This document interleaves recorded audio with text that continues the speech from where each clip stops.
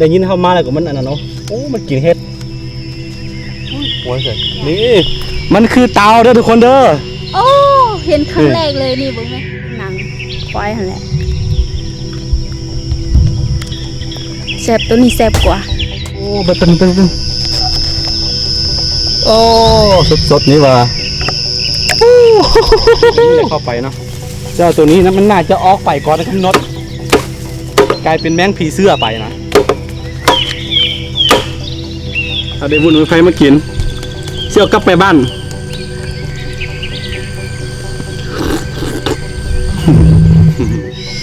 ยังอ่ะ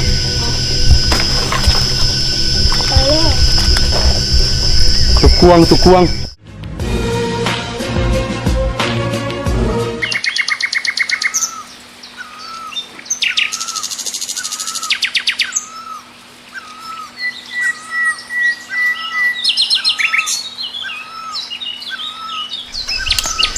สบายดีทุกคนที่กำลังติดตามมักซ้อมน้องยินดีต้อนรับเข้าสู่ช่องอาคาน้อยเนาะและนี่คือรายการวิถีชีวิตของสุนทรอาคาเนาะเขาจะนำเสนอเรื่องราวต่างๆพิธีกรรมต่างๆหรือว่าวิธีชีวิตวิธีการหาอยู่หากินตามภูตามป่าตามสไตล์ของสุนทรอาคาไทย FC ทั้งหลายเลยครับได้ชมน้ำกันเนาะมื้อนี้เฮาอยู่กับนี่สบายดีอยู่กับสาวคู่ซองอาคายามีซองอาคายามีตามหน้าจอยเริ่มเข้าไปกดติดตามกันมื้อนี้เฮาไม่ยังสักกูมาหารถด่วนเฮามาหาตัวแม่เนาะตามภาษาลาวหรือว่าตัวนอนไม่ไผ่อะไรหรือว่าภาษา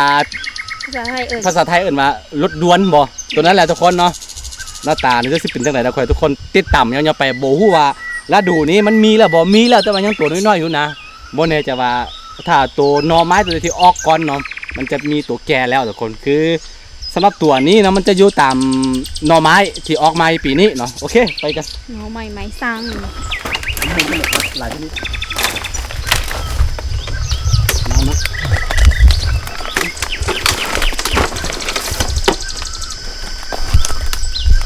น้ำตัวแล้วนี่ปีแซ่บ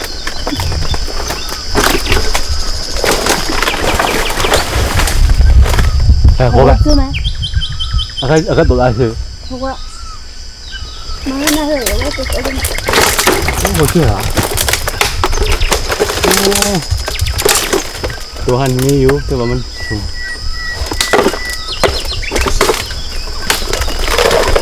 จะได้ว่ามี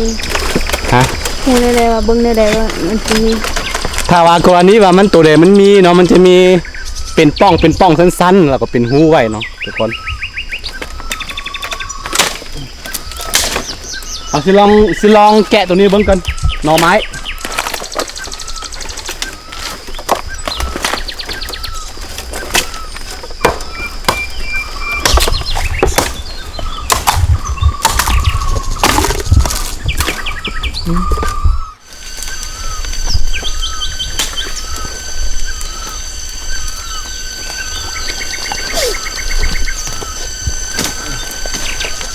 เดี๋ยวเสียงอ่ะ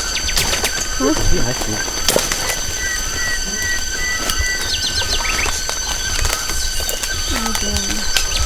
ให้เสียง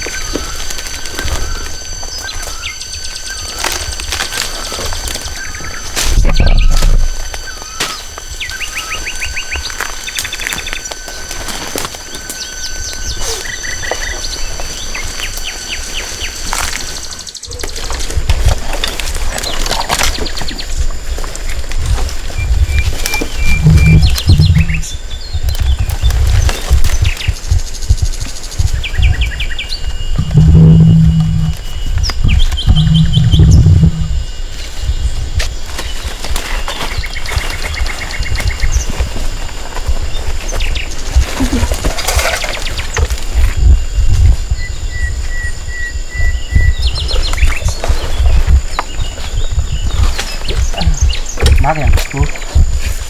เกือบฮะอันนี้คือมะเกือบด้วยทุกคนกินกับข้าวได้ตามกินก็ได้หรือว่ากินแบบนี้สดๆเลยก็ได้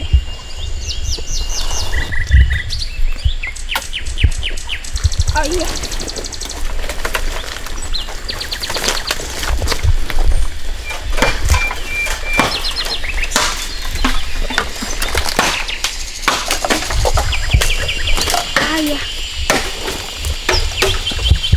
ทุกคนอยู่นี่มีมะเกือบเด้อน่าจะมีต้นของมันบ่ฮู้ว่าอยู่แถวใด บ่มีต้นมันสิมีมากไปจังได๋ ก็หันแล้วมันตกลงมาโอ้นี่เด้อยากจะมีอีก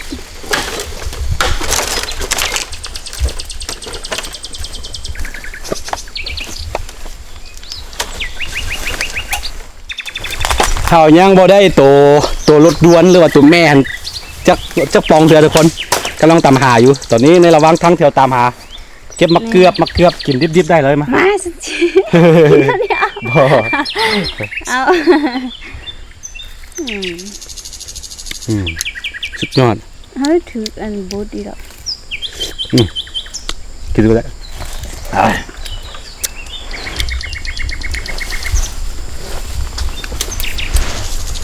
โชว์เนี่ย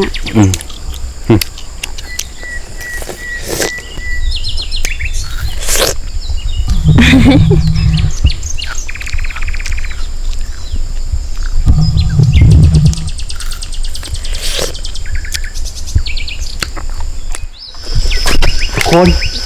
ตัวกวง2ตัวเพิ่นตะก้องเห็นปะมันกำลังกินเนาะ2ตัวพูดลองส้มไปเพิ่งเห็นปะเนาะเดี๋ยวเขาจะพังกินดีๆเลยจะคู่บังเด้อ แต่แบบ สั้นทำมันตัดมากปะ มันสิดินที่ บุบี ดินแล้ว กินอ่ะโอ้ มีตัวไหม พี่ใส่ยังอ่ะ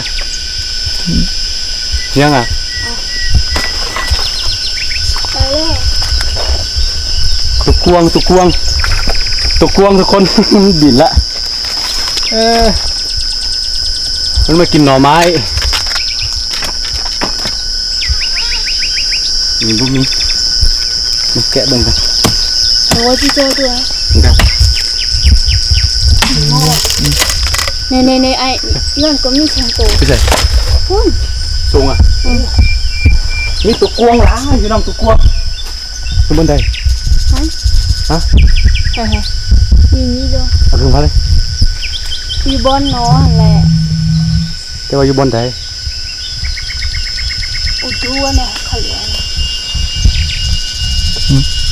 ใช่ละเดี๋ยวเกี่ยมด้วย มองอ่ะ มะม่วงอ่ะ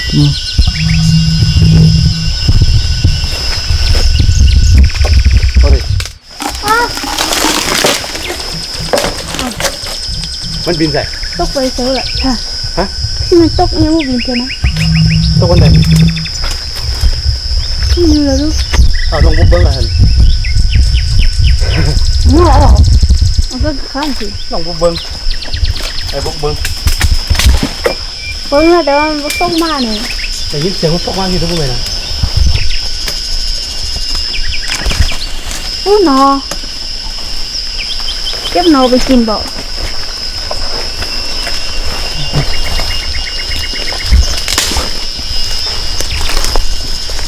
ไม่จับตอนเช้านี่หลายตอนเช้า ให้นอใช่ไหม เอาอยู่แข่งมาอ่ะอันอยู่แข่งสงสัยมันมีตัวกวงมันบินมดจับบ่ได้ดีแท้มาจับตอนเช้าเนาะมันจะมีโอ้ยังอ่อนสงสัยจะกินไม่ได้มั้งยังอ่อนกินได้ โอ้มือไอ้ จับไหมให้เขาเบิ้ง ว้า เข้าไปสมไป มือแต่ละคน ก็ว่ากันมือเปื่อน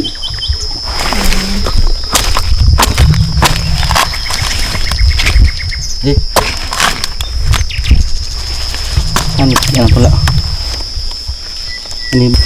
เอาวุ้นมาใครไปเอา บ่ได้บ่เห็นโตแม่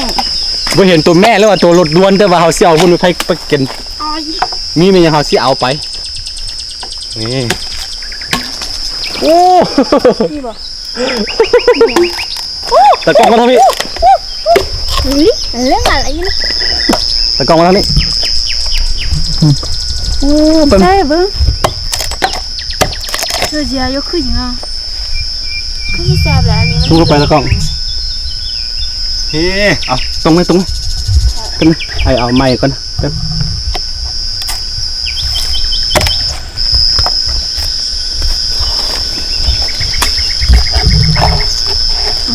ตรงด้วยนี่เฮาบ่ได้ยังก็เฮาได้วุ่นไม้ไผ่เห็นบ่ตะกล้องดมเข้าไป คือตุ้มมัน โอ้ กระดูกหมูเอ้ยสิ้นหมูแล้ว โอ้ นี่นะเข้าไป เป็นยังเอาไปปุ่นใส่ปลาทูเด้อ ว้าว ของจริงเนาะออก โอ้ก็ไปหาไปเฮ็ดดีๆเหรอ ตะกล้องยับไปนิดเวลาเข้ามาปลามันสิบ่เสียเที่ยวกันเนาะบ่ได้อันนึงก็ได้อันนึงกลับไปบ้านหั่นนะข้อดี พูดเด้อ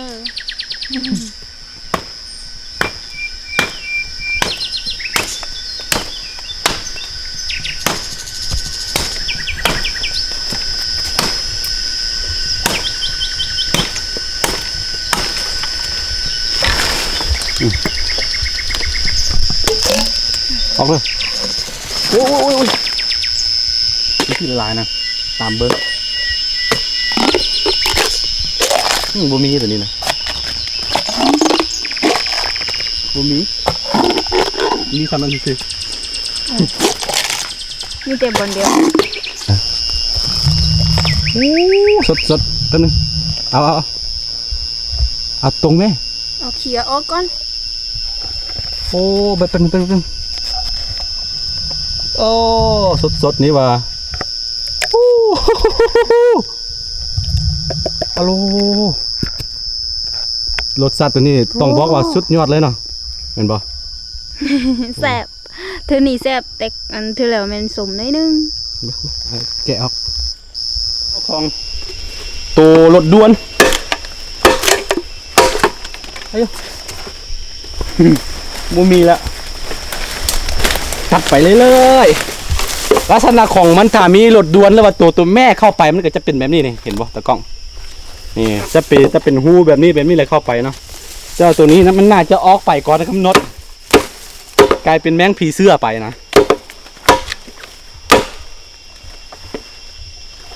ตรงนี้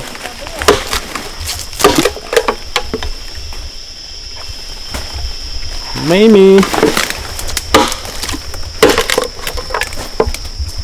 โอ้ต้องมีบอลใดบอลหนึ่งทุกคนตะกล้องใครมาเลย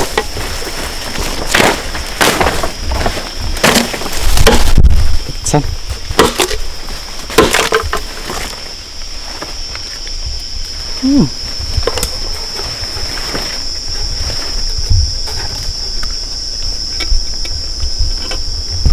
โอ้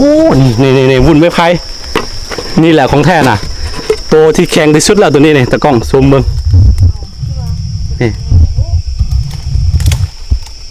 นี่คือวุ่นไม่ไพ่เด้อเวลาแข็งตัวจะเป็นแบบนี้เนี่ย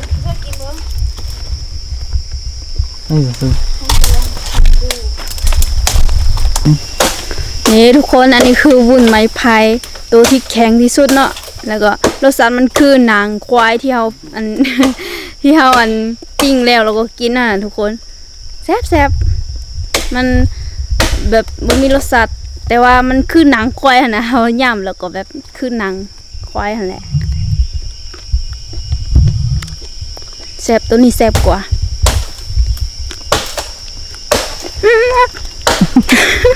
ตกแล้วบ่มีอ่ะอ้าวตกแล้วเนี่ยพอดีกำลังกินดีๆอยู่ขึ้นคือหนังควายอร่อยมาก บ่มี นี่ของดีมีน้อย สรุปตัวนี้บ่มีตัวรถด่วนหรือว่าตัวแม่บ้านเฮานี่แหละทุกคนมันออกก่อนแล้วกลายเป็นแมงผีเสื้อหรือว่าแมงกระเบื้อแล้วก็ออกไปแล้วเนาะ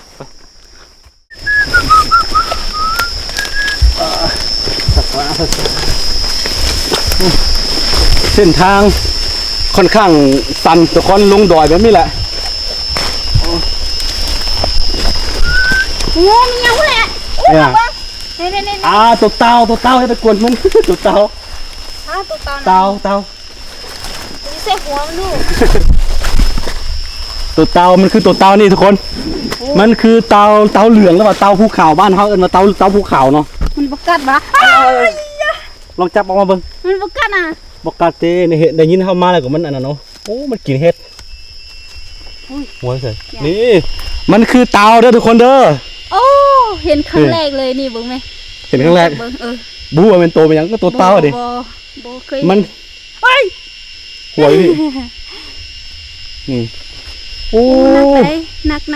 นักประมาณ3โลป่าเลยอันนี้คือเตาเหลืองหรือว่าบ้านเขาเอิ้นมาเตาเหลืองหรือว่าเตาภูเขาเนี่ยทุกคนมันจะอาศัยอยู่ตามภูเขาแบบนี้แหละมันบ่ค่อยมักอยู่น้ำแล้วก็มันสิกินเป็นหยังก็กินเห็ดกินเป็นหยังพวกนี้เป็นประจำเนาะกินเห็ดแหละส่วนใหญ่ก็เรากินใบไม้เป็นหยังใบบางชนิดโดยเฉพาะพวกกันพักกูดบอเนาะส่วนหลายเนาะสำหรับพวกเต้านี่ถ้าบ่มีคนไปทำลายหรือว่าบ่มีไม่หยังไปรบกวนมันเนาะมันสิมีอายุยืนเป็นร้อยปีหลายร้อยปีเลยทุกคนตัวนี้เนาะเพราะฉะนั้นคือคนอาขามีความเสื่อว่าตัวนี้เนาะมันเป็นแบบรุ่น สวยจังได๋มันเป็นเจ้าป่ามีหยังประมาณนี้นะเขาบ่กินกันส่วนหลายเนาะตัวนี้เนาะแล้วก็มันจะเป็นพวกสัตว์คุ้มครองเด้อมันใกล้จะสูญพันธุ์แล้วเพราะว่าตัวนี้มันค่อนข้างซ่าเวลาเดินเนาะคือมีตะกี้เห็นแล้วเวลาได้ยินเสียงคนมาอย่างนี้มันก็แบบจักฮุ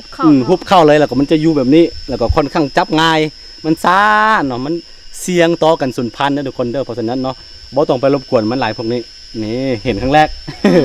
เสาคู่เห็นครั้งแรกเฮานี่ส่วนหลายก็ส่วนหลายเฮาจะเห็นตลอดเนาะตัวนี้เนาะ ครั้งแรกเลย เอาปะไว้บนก็บ่ต้องกวนมันนี่คือตัวเต่าเด้อเต่าเหลืองหรือว่าเต่าภูเขาตะกล้องลองซูมเบิ่งดูมีบางชนิดมันจะมีตัวอักษรจีนก็มีเลยทุกคน นี่นะ นี่บางเถื่อก็มีตัวเลขไปซื้อเลขก็ทึก พูนได้เลยซบเบิ่งดีด้วยไปซื้อเล็ก6ตัว ซื้อหวย ซื้อหวย หรือว่าออกตัวเต่าผู้จัก เนาะมื้อนี้ โอ้ โอ้ถ้าไปเห็นนี่ซื้อตัวเตาเด้อซื้อเล็กตัวเตา นี่เนาะโอ้มันกินเห็ดทุกคนกินเห็ดหน้าฝุ่นแบบนี้มันกินเห็ดโอเคเฮาสิบ่รบกวนมันเนาะเอาสิอันนั้นแหละอยู่บนใดมุกี้อยู่บนนี้หาปะให้มันคืออยู่คือเก่าบ่ต้องไปรบกวนมันนั่นแหละกะคือเรื่องธรรมชาตินี่เรื่องหาอยู่หากินนี่อย่างที่เฮาบอกไปตลอดเนาะเฮาปฏิเสธบ่ได้เลยว่ากันใช้ชีวิตอยู่บนนอกบนหน้าแบบนี้สิบ่หากินตามภูตามป่าแบบนี้นะแต่ว่าตัวใดที่เฮาหลีกเลี่ยงได้ก็หลีกเลี่ยงเนาะคือตัวเต่าแบบนี้นะมันก็เป็นสัตว์ที่ใกล้สูญพันธุ์แล้วก็เป็นสัตว์อยู่ในสัตว์คุ้มครองเด้อตัวนี้เด้อทุกคนเด้อมันเพราะว่า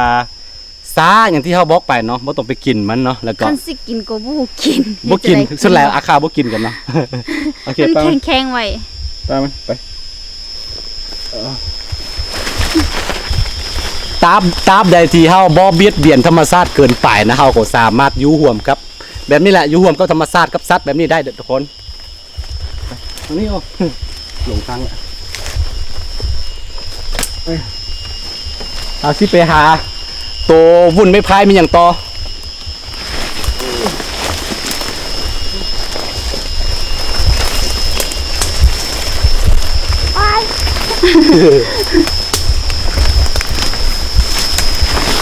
นับวน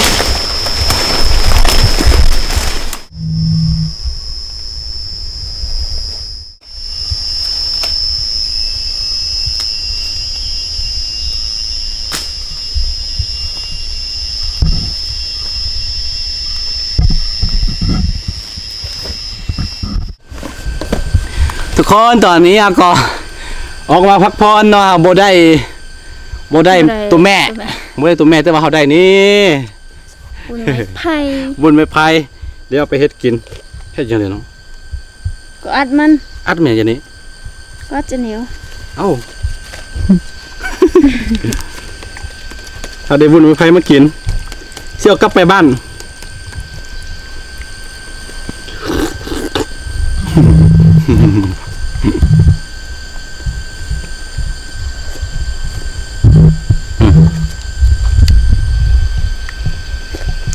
มีตัวยุงตัวทากหลายพี่น้องเนาะ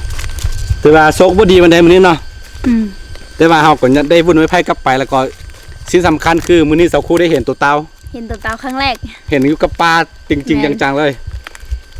ถ้าก็ปล่อยมันไปนี่แหละจะเป็นวิถีชีวิตบ้านๆบางเทื่อเข้าป่าก็เฮาวางไว้สิไปหาอันนี้แต่ว่าบางเทื่อมันก็บ่ได้ตามความหวังที่เฮาวางไว้แต่ก็บ่เป็นหยังบางเทื่อก็บ่มีแต่ แต่ ก็ ว่ามีอันอื่นแทน มีอันอื่นแทนบ่เป็นหยังเวลาเข้าป่านี่เรื่องกินเรื่องอันนั้นบ่อึดพี่น้องเอ้ยนี่แหละวิถีชีวิตบ้านๆของเขาเนาะโอเคถ้าใครมักคลิปแบบบ้านๆก็อย่าลืมเนาะกดไลค์กดติดตามซองอาค่าน้อยแล้วก็อย่าลืมเข้าไปกดติดตามซวยซองสาวคูซองหยัง ส ก็ องอาคายามี ซอง นะ อา เด้ คายามีน้ำเด้อทุกคนเนาะโอเคแล้วเจอกันไว้ในคลิปหน้าสำหรับคลิปนี้เป็นกันพี่น้องสบายดี บ๊ายบาย